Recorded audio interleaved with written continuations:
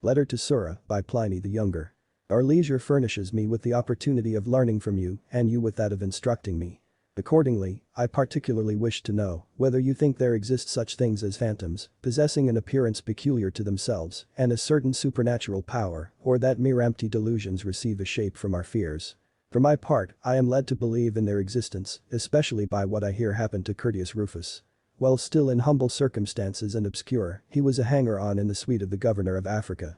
While pacing the colonnade one afternoon, there appeared to him a female form of superhuman size and beauty. She informed the terrified man that she was Africa and had come to foretell future events, for that he would go to Rome, would fill offices of state there, and would even return to that same province with the highest powers and die in it. All which things were fulfilled. Moreover, as he touched at Carthage and was disembarking from his ship, the same form is said to have presented itself to him on the shore. It is certain that, being seized with illness and auguring the future from the past and misfortune from his previous prosperity, he himself abandoned all hope of life, though none of those about him despaired. Is not the following story again still more appalling and not less marvelous? I will relate it as it was received by me. There was at Athens a mansion, spacious and commodious, but of evil repute and dangerous to health. In the dead of night there was a noise as of iron, and, if you listened more closely, a clanking of chains was heard, first of all from a distance, and afterwards hard by. Presently a spectre used to appear, an ancient man sinking with emaciation and squalor, with a long beard and bristly hair, wearing shackles on his legs and fetters on his hands, and shaking them. Hence the inmates, by reason of their fears, passed miserable and horrible nights in sleeplessness. This want of sleep was followed by disease, and, their terrors increasing, by death.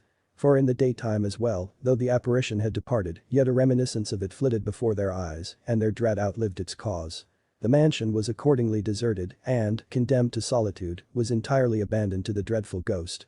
However, it was advertised, on the chance of someone, ignorant of the fearful curse attached to it, being willing to buy or to rent it.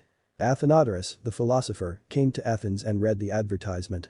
When he had been informed of the terms, which were so low as to appear suspicious, he made inquiries and learned the whole of the particulars. Yet none the less on that account, nay, all the more readily, did he rent the house. As evening began to draw on, he ordered a sofa to be set for himself in the front part of the house and called for his notebooks, writing implements, and a light.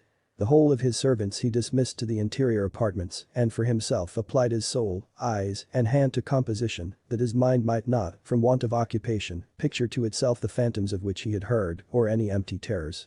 At the commencement there was the universal silence of night. Soon the shaking of irons and the clanking of chains was heard, yet he never raised his eyes nor slackened his pen, but hardened his soul and deadened his ears by its help. The noise grew and approached. Now it seemed to be heard at the door and next inside the door. He looked round, beheld and recognized the figure he had been told of. It was standing and signaling to him with its finger, as though inviting him. He, in reply, made a sign with his hand that it should wait a moment and applied himself afresh to his tablets and pen. Upon this the figure kept rattling its chains over his head as he wrote. On looking round again, he saw it making the same signal as before and without delay took up a light and followed it. It moved with a slow step as though oppressed by its chains and, after turning into the courtyard of the house, vanished suddenly and left his company. On being thus left to himself, he marked the spot with some grass and leaves which he plucked. Next day he applied to the magistrates and urged them to have the spot in question dug up. There were found there some bones attached to and intermingled with fetters, the body to which they had belonged, rotted away by time and the soil, had abandoned them thus naked and corroded to the chains. They were collected and interred at the public expense, and the house was ever afterwards free from the spirit which had obtained due sepulture. The above story I believe on the strength of those who affirm it.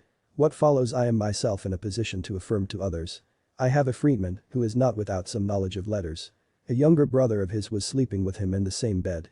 The latter dreamed he saw someone sitting on the couch who approached a pair of scissors to his head and even cut the hair from the crown of it. When day dawned he was found to be cropped round the crown and his locks were discovered lying about.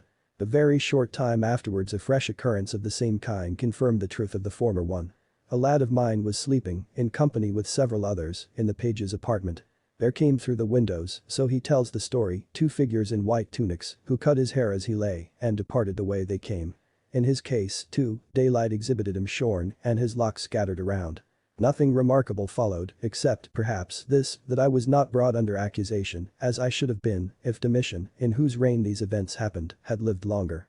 For in his desk was found an information against me which had been presented by Karras, from which circumstance it may be conjectured inasmuch as it is the custom of accused persons to let their hair grow that the cutting off of my slave's hair was a sign of the danger which threatened me being averted. I beg, then, that you will apply your great learning to this subject. The matter is one which deserves long and deep consideration on your part, nor am I, for my part, undeserving of having the fruits of your wisdom imparted to me. You may even argue on both sides, as your way is, provided you argue more forcibly on one side than the other, so as not to dismiss me in suspense and anxiety, when the very cause of my consulting you has been to have my doubts put an end to.